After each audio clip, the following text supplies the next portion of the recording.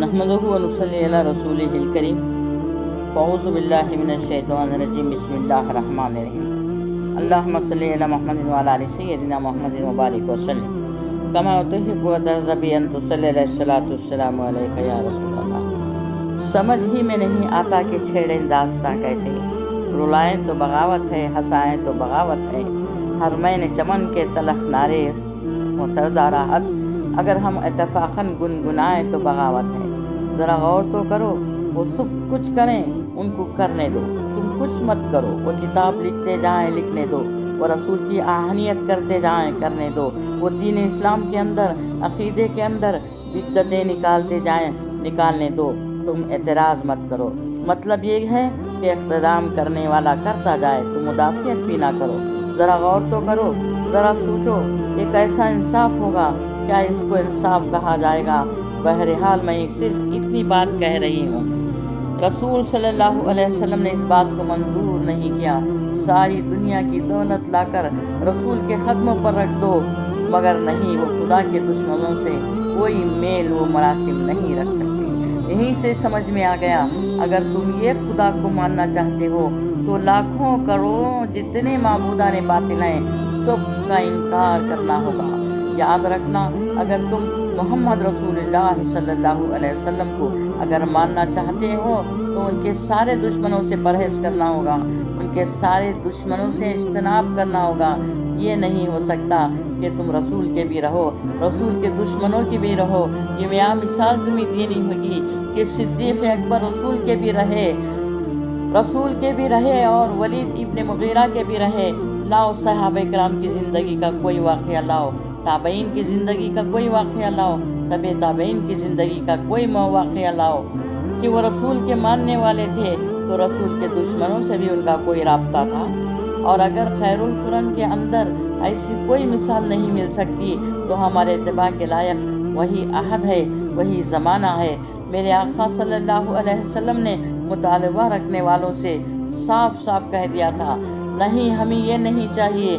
मालूम हुआ कि रसूल दौलत नहीं चाहते थे, आक़ा सल्लल्लाहु अलैहि वसल्लम सरमाया नहीं चाहते थे, वरना सरदारी का तो बहुत ही अच्छा चांस था, बहुत अच्छा मौका था।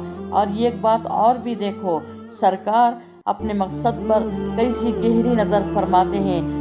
हज़रत उम्मुल मोमिनीन खदीजतुल कुबरा की दौलत सरकार के हाथ आई तो उन्होंने इसको इसलिए नहीं रखा कि किसी वक्त बड़े अमीर कबीर कहलाएं। हम देखते हैं कि दीन की ज़रूरियात में आप सल्लल्लाहु अलैहि वसल्लम ने सारी दौलत को लुटा दिया, अल्लाह की राह में खर्च कर दिया। अल-इज्ज़ व फ़क़्री फरमाते रहे, चटाई पर बैठते रहे, कंबल ओढ़ते रहे। ऐ अल्लाह के रसूल, आप सल्लल्लाहु अलैहि वसल्लम ने चटाई पर बैठने वालों को सरफराज कर दिया। आपने कंबल ओढ़ने वालों को सर बुलंद कर दिया। ज़रा सा गौर तो करो दोस्तों, ऐसे रसूल की खिदमत का कोई इवज़ दे सकता है, कोई माविज़ा दे सकता है, कोई बदला दे सकता है? मुअज़्ज़िज़ सामीन, रसूल का घराना तो अजीम घराना है। आक़ा सल्लल्लाहु अलैहि वसल्लम की बात तो जाने दो, उनके घराने में आओ। ये अहले बैत की मुक़द्दस नुफूस क़ुदसिया, उनको भी देखो, कुरान में उनकी भी अदाएँ महफूज नज़र आती हैं। देखो, हम तुमसे कोई जज़ा नहीं चाहते। ये बोलने वाले, दौलत तो बड़ी चीज़, सरमाया तो बड़ी चीज़, हम तुमसे ये भी नहीं चाहते कि तुम लफ्ज़ों में हमारा शुक्रिया अदा करो। मिस्कीनों को अपने आगे का खाना उठाकर देने वाले, असीरों को अपने आगे का खाना खिला देने वाले, कैदियों को अपने ऊपर तरज्जी देने वाले, मुसलसल 3 दिन फाक़े से रह करके हाजतमंदों की हाजत को पूरा करने वाले, एक तरफ तो दूसरी तरफ हाजत पूरी कर रहे हैं, अपने मुफाद पर दूसरे की मुफाद को तरज्जी दे रहे हैं, और दूसरी तरफ ये भी कह रहे हैं, हम तुमसे कोई बदला नहीं चाहिए, हम तुमसे शुक्रिया का एक कलमा भी नहीं चाहते, कलमात तशक्कुर भी नहीं चाहते। तो बताओ, जब रसूल के घर का ये मिजाज है, जब अहले बैत का ये मिजाज है, जब रसूल के आगोश में पलने वालों का ये मिजाज है, तो फिर पालने वालों का मिजाज क्या होगा? तरबियत देने वालों का मिजाज क्या होगा? हम तो देखते हैं कि कुरान करीम में अनबियाए कराम की एक बोली महफूज है। اے لوگو سنو، ہم تم سے کوئی بدلہ نہیں چاہتے، ہم تم جو کچھ لینا ہے ہم اپنے رب سے لیں گے۔ تو انبیاء کرام تو قوم سے کوئی بدلہ نہ مانگے، کوئی معاوضہ نہ مانگے، تو پھر سید المرسلین کے لیے یہ بات کیسے زیب دیتی ہے کہ وہ رسول اپنے فرائض اور اپنے حکمت عالیہ کا بدلہ لیں، معاوضہ طلب کریں۔ مگر دوستو، ہم دیکھ رہے ہیں قرآن صاف لفظوں میں حکم دے رہا ہے، اے محبوب مانگو، اے محبوب بدلہ مانگو، ان سے اجر مانگو۔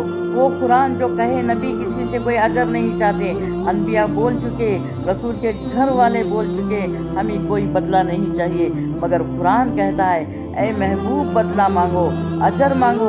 دینے والے تو بعد میں دیں گے مگر ماننا پہلے ہی فرض ہو گیا۔ قل اے محبوب کہو ان سے، لا اسألکم علیہ اجرا، لا اسألکم اجرا الا المودۃ فی القربى۔